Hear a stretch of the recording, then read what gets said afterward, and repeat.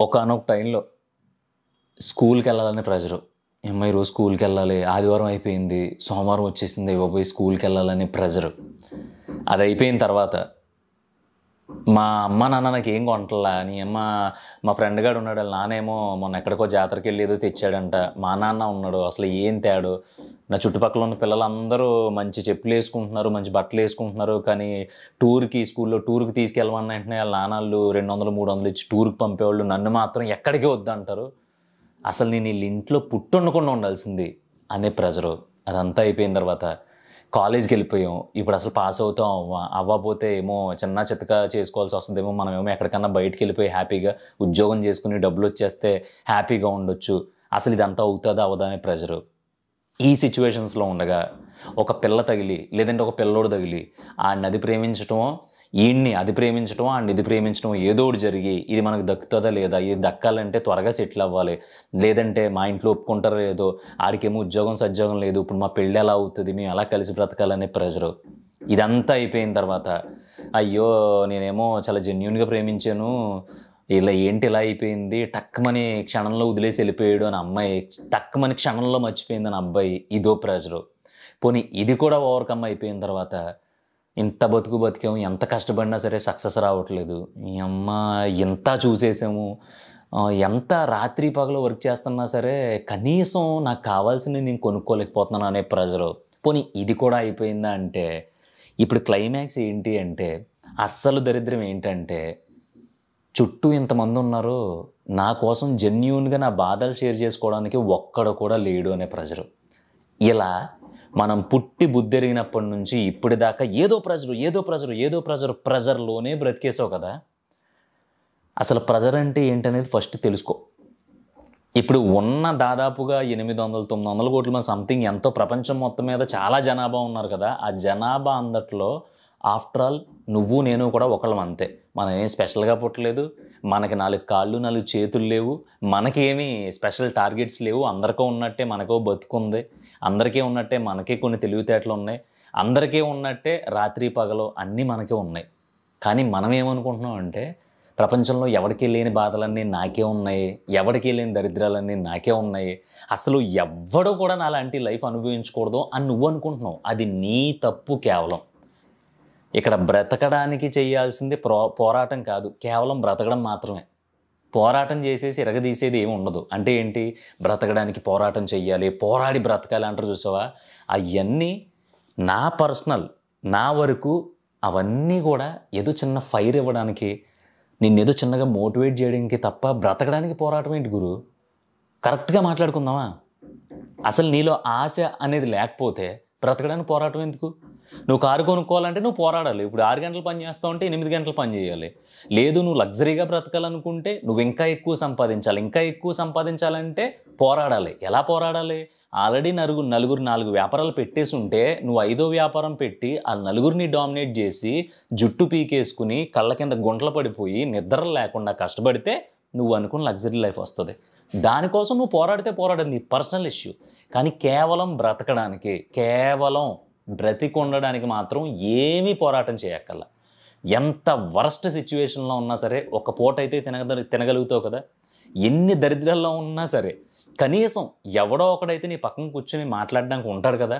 అసలు నువ్వు చిచ్చే ఇది బతికే కాదు అనుకున్నా సరే ఏదో గుడి మెట్ల మీద కూర్చుంటే ఇంత ప్రసాదం దొరుకుతుంది కదా! మరి ఇంకా పోరాటం ఎక్కడ ఉంది బ్రతకడానికి? మనం చేసే పోరాటాలన్నీ ఏంటంటే అన్నీ నాకే వచ్చేసినాయి, నాకేం లేవు. ఈ 2 పాయింట్లు ఉన్నాయి చూసావా? ఈ 2 పాయింట్లు ఎప్పుడైతే మనల్ని గుచ్చుతూ ఉంటాయో అప్పుడు పోరాటం మొదలవుద్ది. ఇంకో దరిద్రం ఏంటంటే మనం పోరాడాల్సిన దాని గురించి పోరాడం. ఫర్ ఎగ్జాంపుల్, నీకు ఒక ప్రొఫెషన్ అంటే ఇష్టం. నీకు ఒక పని చేయడం అంటే ఇష్టం. నీకు సమ్ అమౌంట్ ఆఫ్ డబ్బులు సంపాదించి నేనంటే ఇదిరా, నేను ఇది కాదు అని చెప్పి నీ చుట్టూ ఉండే నిన్నెవరైతే ఆడిపోసుకున్నారో, నిన్నెవరైతే సెంటర్ చేసి వేసుకున్నారో వాళ్ళందరికీ సమాధానం చెప్పాలని ఉంటుంది. నువ్వు దానికోసం పోరాడు.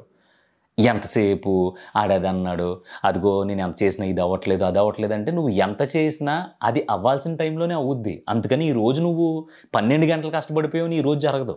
లేదంటే ఈ నెలంతా రోజుకు 12 గంటల చొప్పున కష్టపడ్డావు కాబట్టి వచ్చి నెల 1వ తారీఖుకి నీకు సక్సెస్ వచ్చేయాలంటే రాదు. నువ్వు చేసుకుంటూ వెళ్ళిపోతే అది రావాల్సిన టైంలోనే వస్తుంది. కర్మ మాత్రమే నువ్వు చెయ్యాలి. దాని ఫలితం అది ఎప్పుడు రావాలనే లెక్క ఆల్రెడీ రాసి ఉంటుంది. ఇదేం మూఢనమ్మకం కాదు, వెరీ ప్రాక్టికల్ థింగ్. కావాల్సిన నీ లైఫ్లో కూడా జరిగే ఉంటుంది. నువ్వు బుద్ధి ఎరిగినప్పటి నుంచి ఒక 20 సంవత్సరాలు వచ్చినప్పటి నుంచి టాప్ పొజిషన్లో ఉండాలి, బాగా సంపాదించాలి, మంచి పొజిషన్లో ఉండాలి, లేదంటే పలానోడు కొడుకునని చెప్పి పేరు తెచ్చుకోవాలనే పోరాడుతున్నావు కదా. రోజు నీకు ఏదో సక్సెస్ వచ్చేస్తుందా? రావట్లేదు కదా. గత 20 సంవత్సరాల నుంచి మొదలు పెడితే నీకు 20వ సంవత్సరం వచ్చినప్పుడు ఇప్పుడు దాకా పోరాడుతున్నావు. అప్పుడప్పుడు చిన్న చిన్న సక్సెస్లో, చిన్న చిన్న హ్యాపీనెస్, చిన్న చిన్న ఎదుగుదలలో, చిన్న చిన్న సంపాదన ఇలా యాడ్ అవుతూ వచ్చినాయి తప్ప టైం ప్రకారం ఎప్పుడైనా ఏదైనా వచ్చిందని నువ్వు కోరుకున్నప్పుడు రాలేదు కదా. మరి నీకు ఇంకా ఎందుకు బుద్ధి రావట్లేదు? నేనేం చేయాలి? పని చేయాలి. దాని తర్వాత ఆ పని ఎవరికో నచ్చి దానివల్ల ఎక్కడో క్రెడిట్ యాడ్ అయ్యి దానివల్ల నీకు ఎక్కడెక్కడి నుంచో పేరు వచ్చి అదంతా కలిపి నీ వరకు రావడానికి చాలా టైం పడుద్ది.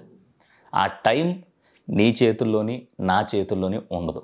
నేను మొన్న ఒకటి రాసా, కత్తి మొనంటే భయం లేదు కానీ గడిచిపోయే కాలానికి మాత్రం ఖచ్చితంగా ఎంత ఒత్తాదైనా సరే మోకరిల్లాల్సిందే.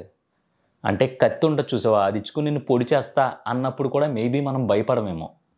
కానీ కాలం నేను వెళ్ళిపోతున్నాను మళ్ళీ రాను అని నిజంగా మన ఎదురుగుండా నించుని మాట్లాడితే మనకు వచ్చ పడిపోద్ది.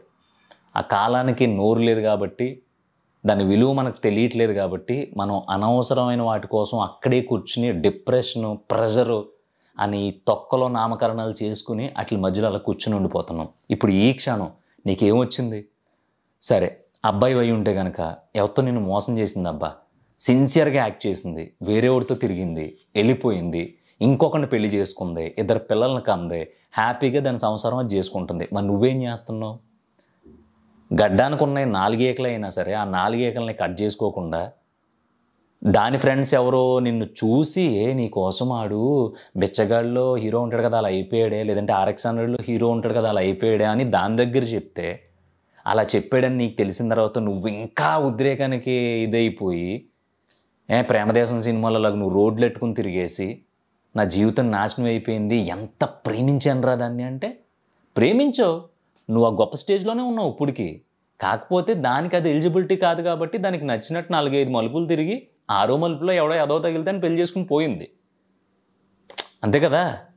అదే అమ్మాయి అయి ఉంటే నీ పాకెట్ మనీ ఇచ్చావు, నువ్వు జాబ్ చేస్తావు అంటే హాస్టల్లో ఉండి మరి ఆడి ఖాళీగా బీరు తాగి సిగరెట్ కాల్చుతూ తిరుగుతున్నాడని చెప్పినా సరే ఆయన పోషించో, అయినా సరే నేను వదిలి వెళ్ళిపోయాడు. ఇంకో 2-3 అమ్మాయిలతో తిరిగి హ్యాపీగా దేన్నో పెళ్లి చేసుకుని ఎక్కడికో వెళ్ళిపోయాడు. ఏ కెనడా ఎక్కడికో దరిద్రం వదిలిపోయింది.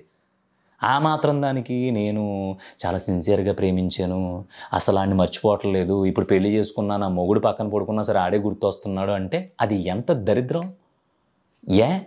అంత మర్చిపోలేకపోవడానికి నువ్వేం తప్పు చేసావు? నువ్వు సిన్సియర్గానే ప్రేమించాను అంటున్నావుగా. ఆడిపోయాడు, రేపొద్దున్న ఆడికి ఇంట్లో నుంచుంటే పోటు కూర్చుంటే పోటు పొడుస్తూ ఉంటారు. ఈ నెల ఇంకో 10,000 తక్కువ ఎందుకు తెచ్చావు? నన్ను ఎందుకు టూర్కి తీసుకెళ్ళలేదు? నన్ను సాయంత్రం మాటలు బయట ఎందుకు తిప్పట్లేదు? నాకు అత్తే అవ్వట్లేదు ఇత్తే అవ్వట్లేదని అది ఎవడైతే ఏ అమ్మాయి అయితే సూపర్ హీరోయిన్లా కనిపించేసుకున్నాడో అది దోలు తీర్చేస్తుంది. ఆడి బయటికి చెప్పుకోవడం అంతే, ఎందుకంటే మొగుడు కదా. అందుకని ఇక్కడ అమ్మాయికి అబ్బాయికి ఇద్దరికి సిన్సియారిటీలు ఉండొచ్చు, వాళ్ళిద్దరూ సిన్సియర్గా ప్రేమించుకుని ఉండొచ్చు, కానీ అవతలోళ్ళు ఎదవలై ఉండొచ్చు. ఆ మాత్రం దానికి నువ్వు అక్కడే కూర్చుని అసలు మైండ్లోంచి పోవట్లేదు. ఏంటి పోకపోవడం మైండ్లో? ఇంకొకరిని చూసుకుంటాం మహా అయితే, వాళ్ళు కాకపోతే ఇంకొకరిని చూసుకుంటాం. ఇలా చూసుకోకుండా అలా కాళ్ళు ముడుచుకుని ఆ ఉన్న కొంత బ్యూటీని కూడా ఒడిలిపోయే వరకు గాల్లో చూసి డిప్రెషన్ అనే పేరు పెట్టుకున్నాం అనుకో, రేపొద్దున్న కనీసం ఎవడైనా సరదాగా వస్తావా అని కూడా అడగడు. ఇలా అంటున్నానని తప్పుగా అనుకోకు, అంతే. ఎందుకంటే అప్పుడు మనకు వయసు ఉండదు, మన శరీరంలో గ్లోనెస్ ఉండదు, మన మోకాళ్ళలో పట్టు ఉండదు, కనీసం పొలమారితే పరిగెత్తుకుని వెళ్ళి మంచినీళ్ళ గ్లాసు ముంచుకుని తాగే అంత శక్తి కూడా ఉండదు. అలాంటి టైంలో బాధపడతావు. ఈ అమ్మ ఆ రోజుల్లో ఈ అమ్మ బింజుగోళ్ళగా అది చేసి నాన్న వల్ల గుడిసి జీవితాన్ని యవ్వనాన్ని మొత్తం వదిలేసుకున్నాను, ఇప్పుడు కూర్చుని ఏడుస్తున్నాను అనే బాధ ఉంటుంది చూసావా, అది డిప్రెషన్ అంటే. సో అది ఇంకా రావడానికి నీకు నాకు తెలిసి 20-25 సంవత్సరాల టైం ఉంది. అది తెచ్చుకుంటావా? తెచ్చుకుని ఆ ఏజ్లో డిప్రెషన్కి వెళ్ళి కుళ్ళి చచ్చిపోతావా? లేదంటే ఈ దరిద్రాలన్నీ ఇక్కడ వదిలేస్తావా? ఎవడో చుట్టమో ఫ్రెండో ఇంకొకడో మోసం చేశాడు, చేస్తే చేయని ఈరోజు మనల్ని ఏదో ఒక చిన్న అమౌంట్ విషయంలోనో లేదంటే చిన్న ఎమోషన్ విషయంలోనో చిన్న రిలేషన్ విషయంలోనో ఎవడో ఎదవ మనల్ని మోసం చేసేసాడని చెప్పి మిగతా 30 సంవత్సరాల జీవితం వాళ్ళ గురించే ఆ మోసం గురించే ఆలోచన చేసుకుని కుళ్ళిపోయి చచ్చిపోతావా? కాదు కదా.